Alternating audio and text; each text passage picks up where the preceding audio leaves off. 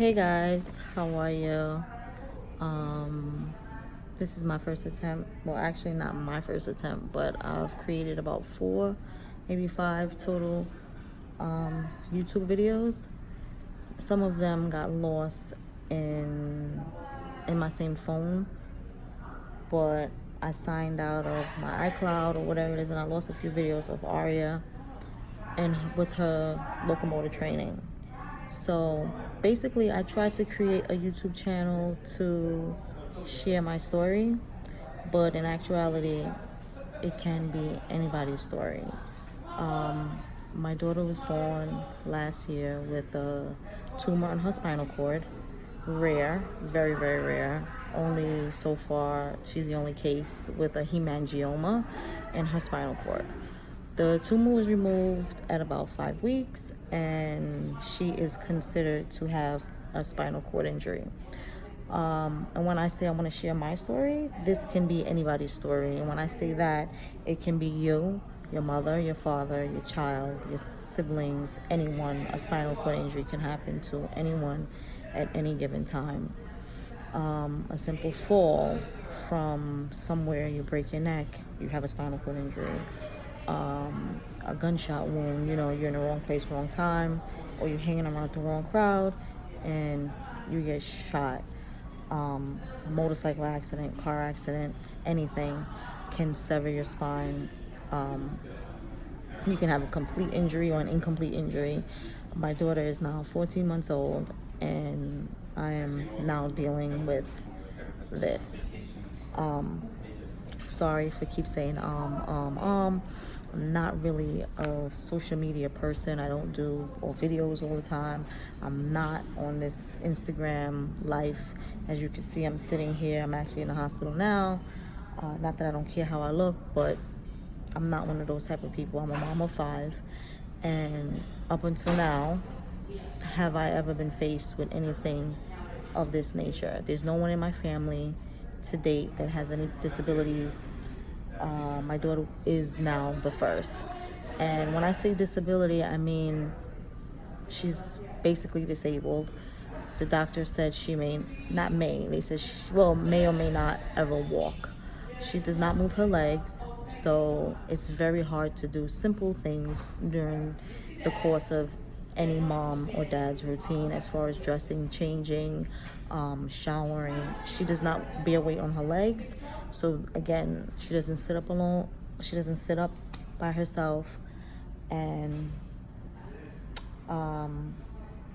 just simple things that we as people take for granted. This can happen to anyone at any given time point of their life, at any age. You don't have to be born with a tumor to sustain a spinal cord injury. I look at families and people a lot differently now who have children with a disability.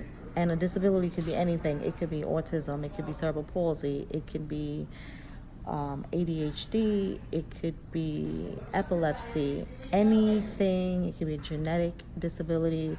My daughter, her disability probably may or may not just be her in a wheelchair, because cognitively wise, she's got it. She's smart as a whip. She's 14 months old. She does everything a typical 14-month-old can do. She can clap, she laughs, she basically understands you, everything. Just the fact that she doesn't move her legs. And I say that with the least, because as I sit in this hospital, I look around and I'm very thankful that that is the very least. I'm a full-time mom, I'm a full-time wife, I'm a full-time track mom as well. So if anyone knows what that means, track is all year round. So I'm a full-time electrician. But I always tell people that's my second job. My full-time job is me being a mom. That never stops. I go to work, I'm still thinking about home. What are they going to eat? How are they going to get to and from practice? Two of my children run track. How are they going to get to practice? How are they going to get from practice? how are they gonna get there, how are they gonna get back, what, just my mind is always going. Now with Ariyah, it's on a different note. She gets physical therapy here in the hospital now, 5 days a week, and she has a physical therapist who comes to the house 4 days a week, and she sees an occupational therapy 3 days a week. So with everything else, being a mom of 5, I have to then figure out my daily schedule as far as moving things around, shifting, what time I gotta be home in order for her therapist to be there, and just everything else.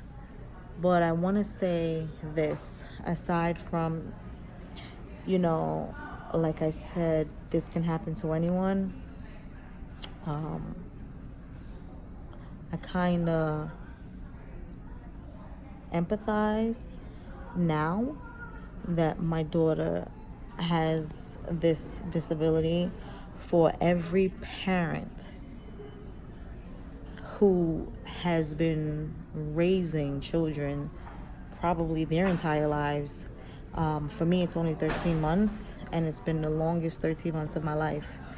My oldest is 18. He's in school, he works. And never in a million years would I think that this would be me. And it's been the hardest 13 months of my life. It's been very, very hard.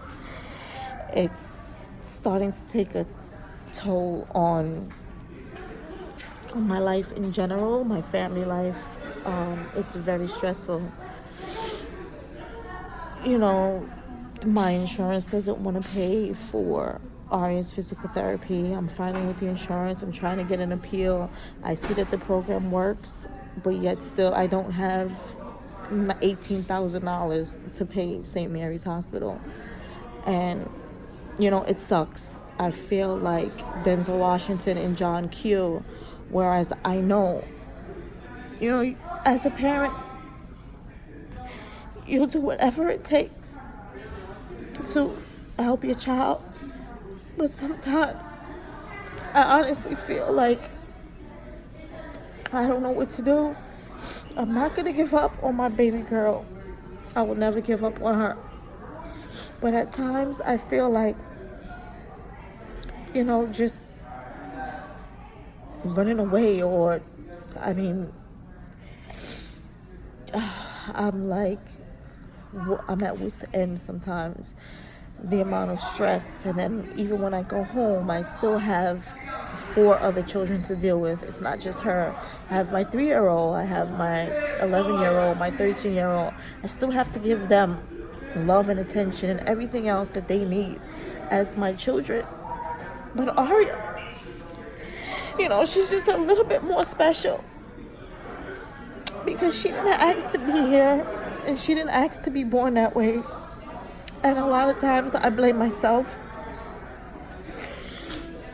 I feel as though